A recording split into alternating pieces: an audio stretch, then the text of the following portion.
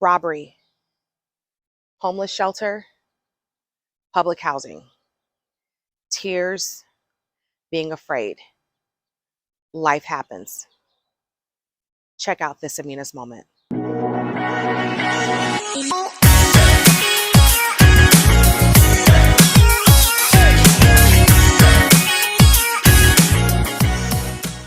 Although I'm not here as Mrs. Hennings, that is truly, I love what I do. I love teens. And my husband and I, we have small children. I could never work with the small ones. They're too fragile. I'm like, oh my gosh, I can't say anything funny. They won't think I'm funny. It's like, so with teens, I can interact with them. And even when parents are upset with me, because I love my job, we just keep going, and I'm going to be consistent with all of them. So I'm really glad to be here today.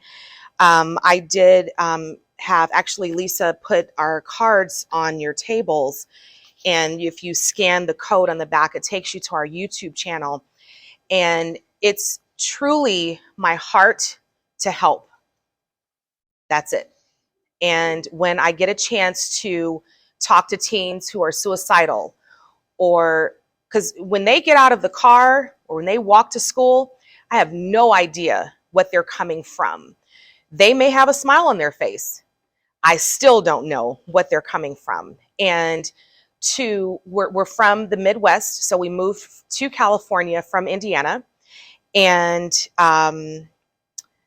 even back home, you see so much hurt.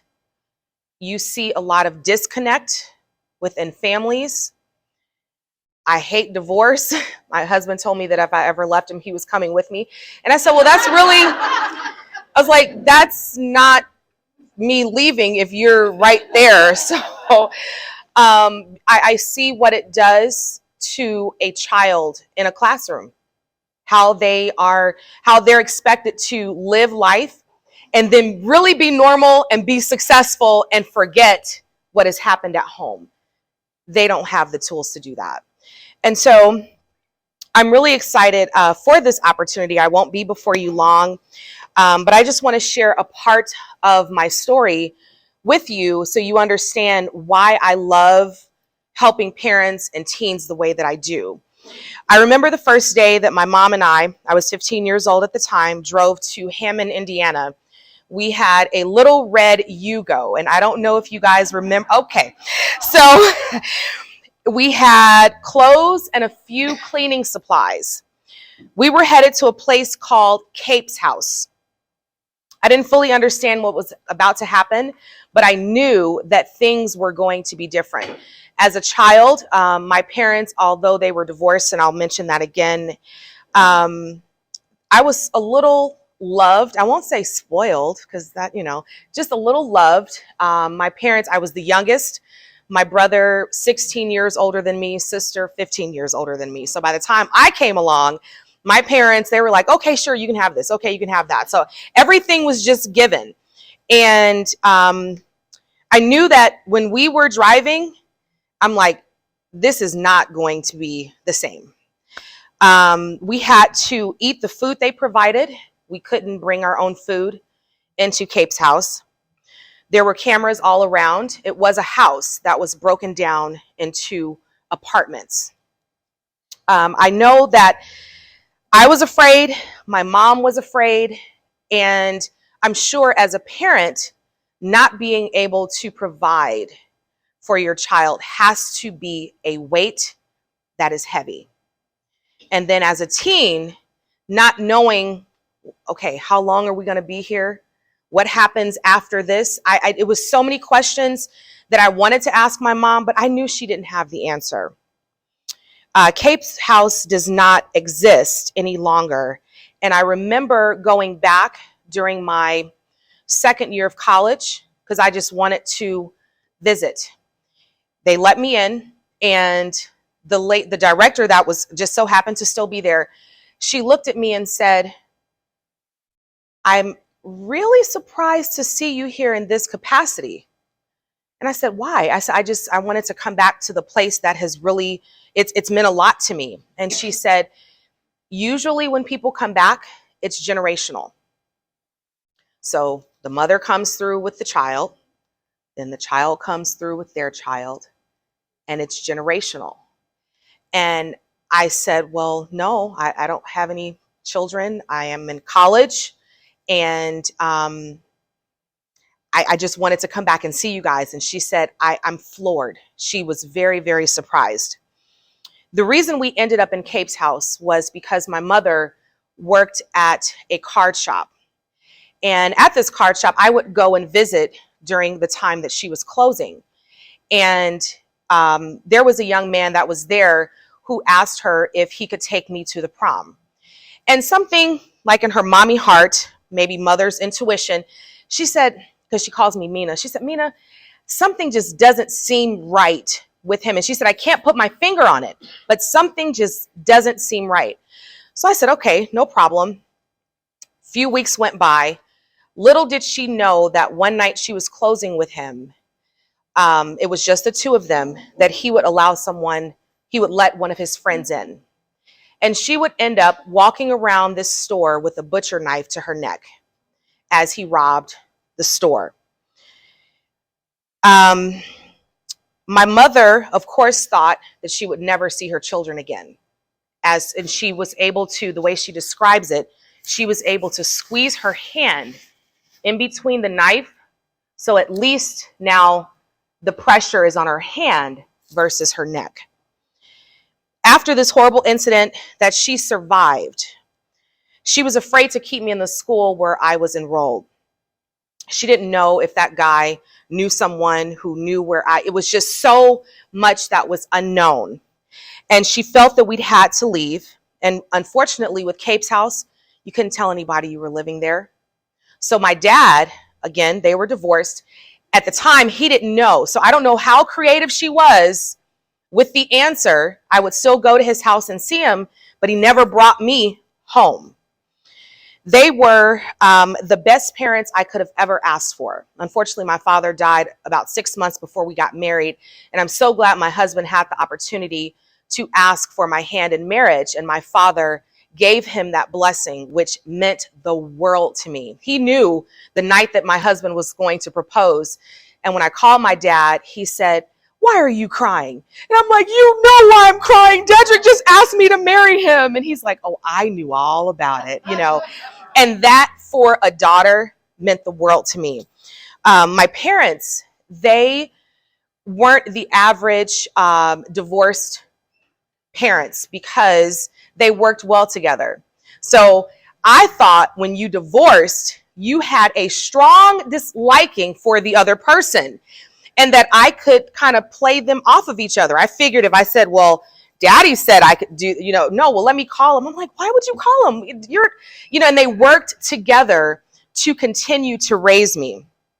I thought I was going to get away with a ton, but they changed that. And I learned very quickly, okay, Amina, stop, because it's not working. You're not going to be able to play them off of each other.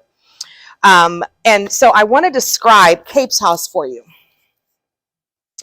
I had my husband draw this, and just as black and white and simple as this picture is, that is what Cape's house was.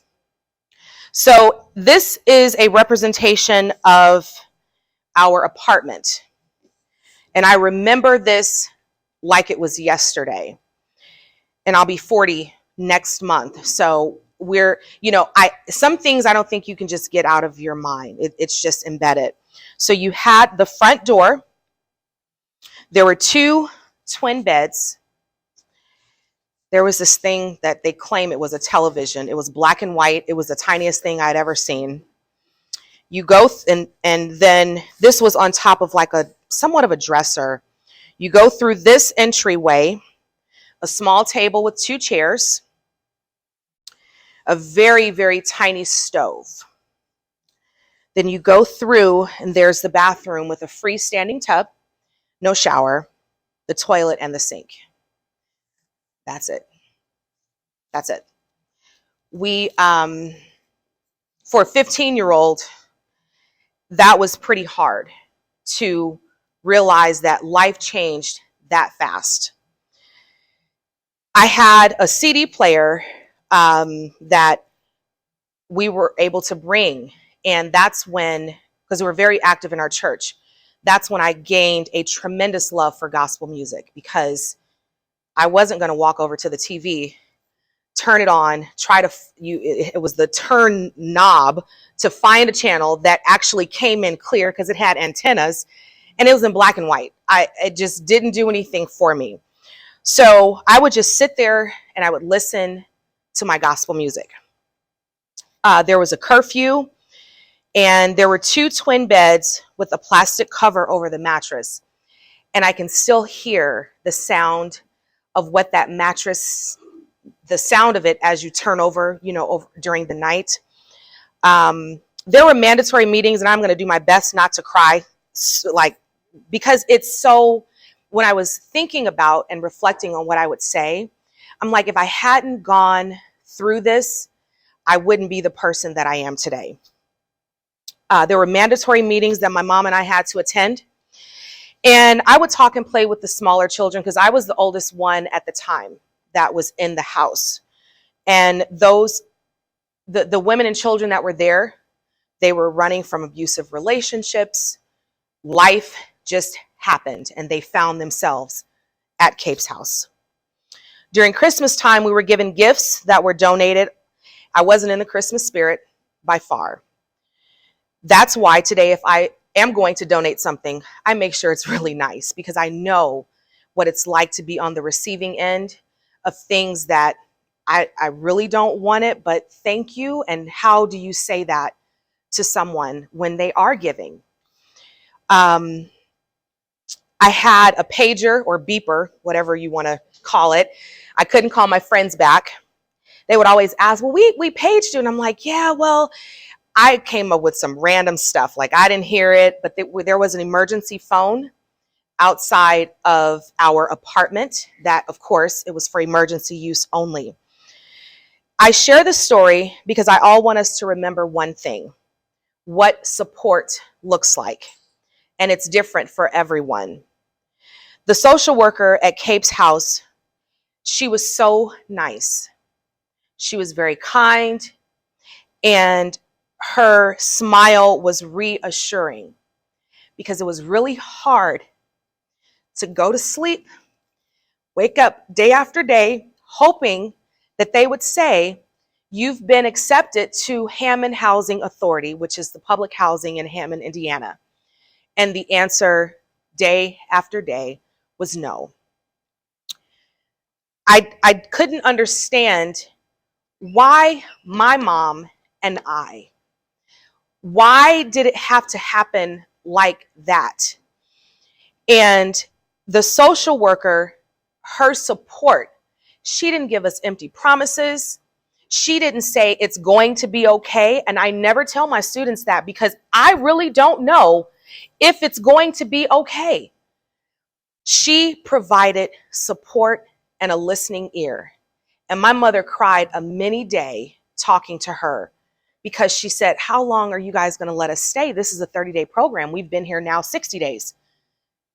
And she said, let me see if I can get it approved that you guys can stay a little bit longer. And I'm thinking, I don't want to be here.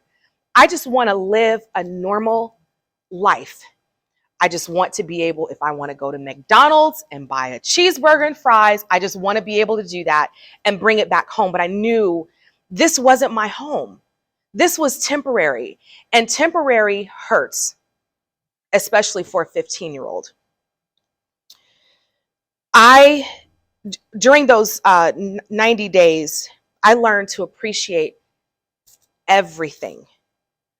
Going to a grocery store with my mother, being able to just buy simple things that we wanted, because they monitored every cent that my mom had coming in, because you can't be there and just spend your money all crazy. There's structure, and we want to make sure that you're doing the right thing with your funds.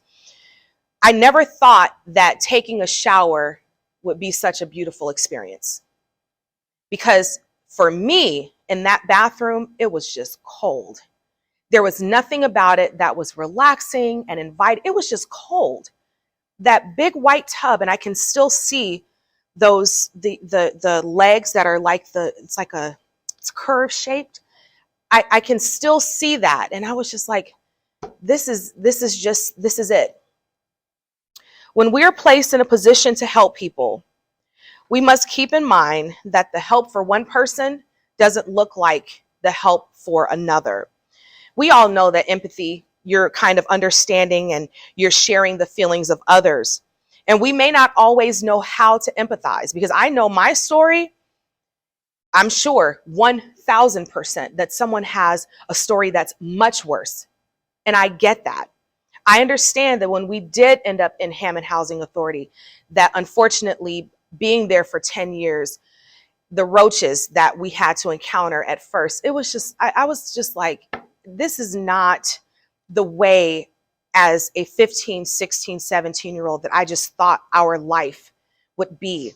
I've been to many prison waiting rooms, and I understand what addictions, what that looks like and how it can tear up a family.